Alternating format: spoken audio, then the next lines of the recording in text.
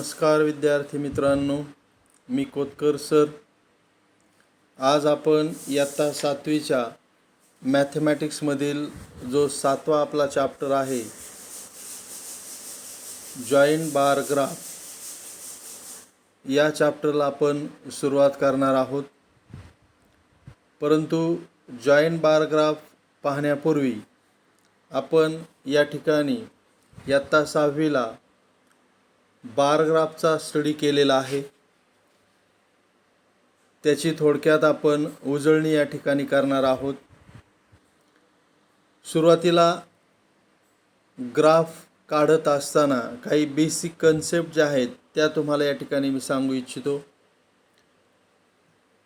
Horizontal line जी असते म्हणजे आडवी, तिला एक्स ॲक्सिस असं म्हटलेलं आहे, आणि व्हर्टिकल लाईन जी असते उभी, तिला वाय ॲक्सिस म्हटलेलं आहे. म्हणजे बार ग्राफ काढत असताना सुरुवातीला आपण आडवी जी लाईन काढणार आहोत तिला एक्स ॲक्सिस म्हणायचे, आणि उभी जी लाईन काढणार आहोत तिला वाय ॲक्सिस असं म्हणायचे. मग एक्स ॲक्सिस आणि वाय ॲक्सिस दोघांना ज्या पॉईंटमध्ये इंटरसेक्ट करतात, उदाहरणार्थ या बार ग्राफमध्ये या ठिकाणी ते दोन एक्स ॲक्सिस आणि वाय ॲक्सिस इंटरसेक्ट करतात, त्यांना ओरिजिन पॉईंट म्हणजे आरंभबिंदू म्हटलेला आहे. म्हणजेच या बार ग्राफमध्ये ओ हा ओरिजिन पॉईंट आहे. चौथा पॉईंट म्हणजे एक्स ॲक्सिस आणि वाय ॲक्सिस हे एकमेकांना राईट अँगलमध्ये म्हणजे 90 डिग्रीमध्ये छेदतात. म्हणजे थोडक्यात या ओरिजिन पॉईंटजवळ काटकोन तयार होत असतो. म्हणजे 4 पॉईंट पुन्हा एकदा रिपीट करतो. हॉरिझॉन्टल लाईन म्हणजे एक्स ॲक्सिस, हॉरिझॉन्टल लाईन म्हणजे एक्स ॲक्सिस, व्हर्टिकल लाईन म्हणजेच वाय ॲक्सिस, आणि दोन्ही ॲक्सिस एकमेकांना ज्या बिंदूमध्ये छेदतात त्याला ओरिजिन पॉईंट म्हणायचं, आणि ते दोन्हीही एकमेकांना 90 डिग्रीमध्ये छेदतात. असे या ठिकाणी बार ग्राफ संदर्भात थोडंसं स्पष्टीकरण आपल्याला लक्षात घ्यायचं आहे. इथे एक एक्झाम्पल दिलेलं आहे पहा. Observe the 2 bar graphs below which show the wheat production in quintal in Ajay's and Vijay's farm. गव्हाचं उत्पादन अजय आणि विजयनी आपल्या शेतामध्ये काढलेलं आहे, आणि दोघांचेही बार ग्राफ स्वतंत्र या ठिकाणी सेपरेट बार ग्राफ काढलेले आहेत. बार ग्राफ काढत असताना स्केल एक महत्त्वाचा आहे पहा.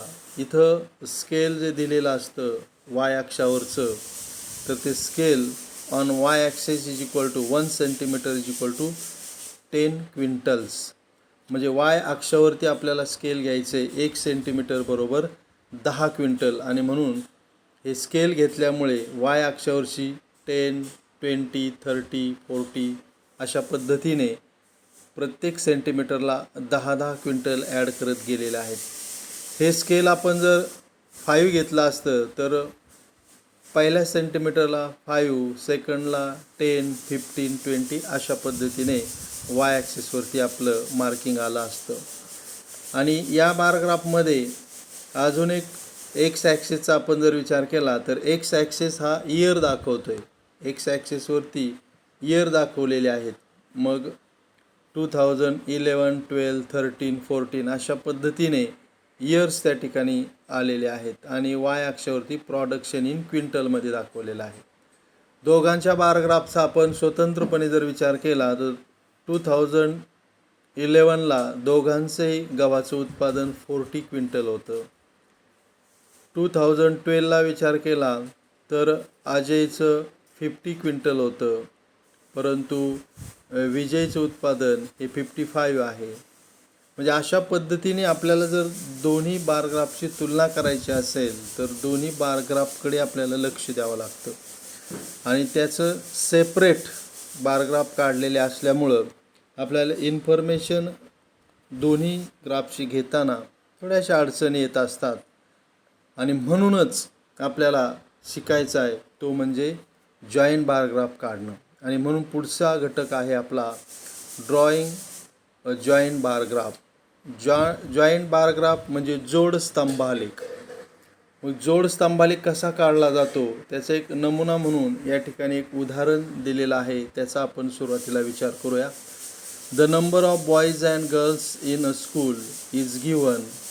Draw a joint bar graph to show this information. आणि खाली आपल्याला क्लास दिलेले आहेत 5 to 10, 5वी 6वी 7वी 8वी 9वी 10वी. आणि बॉईज आणि गर्ल्स मुलांची आणि मुलींची संख्या प्रत्येक वर्गामध्ये किती आहे ते या ठिकाणी उदाहरणामध्ये आपल्याला या चार्टमध्ये दिलेलं आहे. आणि मग या उदाहरणाचा आपल्याला जॉईंट बार ग्राफ काढायचा आहे. त्याच्या स्टेप कशा आहेत ते या ठिकाणी आपण पाहूया. सुरुवातीला एक्स ॲक्सिस आणि वाय ॲक्सिस काढायचे आणि एक्स ॲक्सिस आणि वाय ॲक्सिस काढल्यानंतर स्केल लिहायचे. स्केल लिहिताना इथं पहा, scale 1 centimetre is equal to 10 student असं दिलेलं आहे. आणि 1 centimetre is equal to 10 student म्हणजे वाय अक्षावरती 10, 20, 30, 40, 50, 60, 70 अशा पद्धतीने अंक त्या ठिकाणी आलेले आहेत. म्हणून वाय अक्ष आपला नंबर ऑफ स्टुडंट्स दर्शवतोय आणि एक्स ॲक्सिस हा आपल्याला क्लास दर्शवतोय. म्हणजे अशा पद्धतीने एक्स ॲक्सिस, वाय ॲक्सिस आणि स्केल दाखवल्यानंतर आपल्याला जॉईंट बार ग्राफ काढताना पहिला मुद्दा दिलेला आहे पहा. On graph paper draw the X axis, Y axis and their point of intersection. दोघांचा छेदनबिंदू दिलेला आहे. दुसरा पॉईंट आपल्याला दुसरी कृती करायची. Keeping the distance between 2 sets of joint bar equal, show the classes on X axis. X ॲक्सिसवरती आपल्याला समान अंतरावरती वर्ग त्या ठिकाणी दाखवायचे आहेत. म्हणजे 2 वर्गांच्या मधलं जे डिस्टन्स आहे ते इक्वल असलं पाहिजे. म्हणजे सपोज 5वी आणि 6वीच्या वर्गामधलं डिस्टन्स आपण 1 सेंटीमीटर घेतलं आणि 6वी आणि 7वीच्या वर्गातलं डिस्टन्स जे आहे ते 1.5 सेंटीमीटर किंवा 2 सेंटीमीटर घेतलं तर तसं चालणार नाही. आणि म्हणून एक्स ॲक्सिसवरती त्या 2 बारमधलं जे डिस्टन्स आहे ते सेम असलं पाहिजेत. हा दुसरा मुद्दा आहे. तिसरा मुद्दा आपल्याला दिलेला आहे. Choose a scale for the Y axis. Y ॲक्सिसवरचं स्केल इथं मी मगाशी सांगितल्याप्रमाणे 1 centimetre is equal to 10 students असं दिलेलं आहे.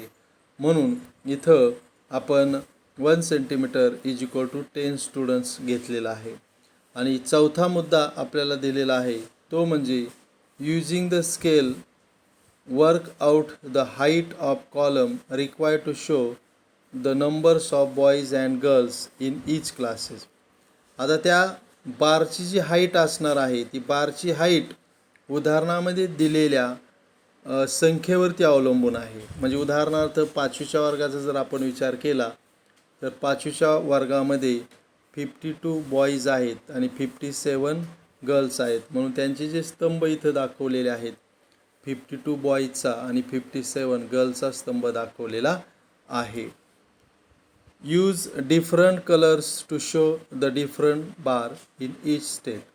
मग या ठिकाणी बॉईज आणि गर्ल्स असा आपल्याला दोघांचा एकत्र जॉईंट बार ग्राफ काढायचा असल्यामुळे त्यांच्या स्तंभांना कलर कोणते द्यायचे ते आपण इथं सिलेक्ट करायचे. बॉईजचा स्तंभ आपण रिकामा ठेवलेला आहे, मुलींच्या स्तंभाला आपण कलर दिलेला आहे. तर इथं स्केलच्या ठिकाणी आपल्याला तसं नोटिफिकेशन करणं आपल्याला गरजेचं आहे. आणि मग जसा 5वीचा bar graph joint bar graph आपण काढला आहे त्या पद्धतीने मग 6वीचा जर पाहिला तर 6वीमध्ये 68 बॉईज आहेत आणि 63 गर्ल्स आहेत. म्हणून इथं स्तंभामध्ये 68 बॉईज आणि 63 गर्ल्स आहेत. त्याच्यानंतर 7वीच्या स्तंभामध्ये 67 आणि 64 आहेत. त्याचप्रमाणे 8वीचा पाहिला तर 50 बॉईज 48 गर्ल्स आहेत. आणि 9वीचा जर स्तंभ पाहिला तर पहा 9वीच्या वर्गामध्ये 62 बॉईज आणि 62 गर्ल्स म्हणजे इक्वल आहेत. म्हणून त्यांचा जॉईंट बार ग्राफ हा इक्वल दिसतोय. आणि 10वीच्या मध्ये 60 आणि 40 आहेत. तर अशा पद्धतीने या ठिकाणी दिलेल्या उदाहरणावरून आपल्याला जॉईंट बार ग्राफ या ठिकाणी सहज काढता येऊ शकतो. आणि या PPT नंतर पुढच्या PPTमध्ये आपण प्रत्यक्ष जॉईंट बार ग्राफ कसा काढणार आहोत हे आपण पाहणार आहोत. तर थोडक्यात या PPTची थोडक्यात रिव्हिजन तुम्हाला सांगतो. ती म्हणजे जॉईंट बार ग्राफ म्हणजे जोड स्तंभालेख. आणि जॉईंट बार ग्राफ काढत असताना 2-3 गोष्टी आपल्याला महत्त्वाच्या लक्षात ठेवायच्या. पहिली गोष्ट म्हणजे in a joint bar graph the width of all column should be equal. Joint bar graph काढत असताना रुंदी जी आहे त्या स्तंभांची ती समान असली पाहिजे. दुसरा मुद्दा दिला आहे the distance between any 2 sets of joint bar should be equal. त्या 2 स्तंभामधील अंतर जे आहे ते मात्र इक्वल असलं पाहिजे. आणि तिसरा पॉईंट महत्त्वाचा आहे joint bar graph is use for comparative study. आपल्याला एकत्र अभ्यास जर करायचा असेल दिलेल्या इन्फॉर्मेशनचा तर त्याच्यासाठी जॉईंट बार ग्राफ हा अतिशय महत्त्वाचा आहे. तर अशा पद्धतीने आजच्या PPTचा व्यवस्थित सर्वांनी अभ्यास करायचा आहे. सर्वांना धन्यवाद.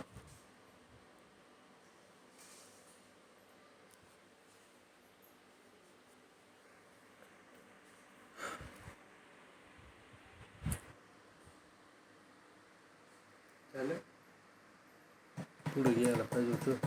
शेवट नाही झाला त्याच्यात. शेवट नाही झालं.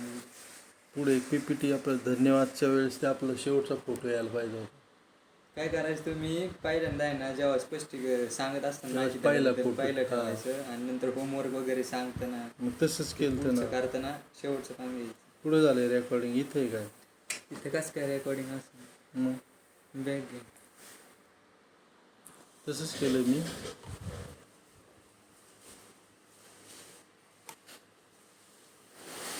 unable to play this.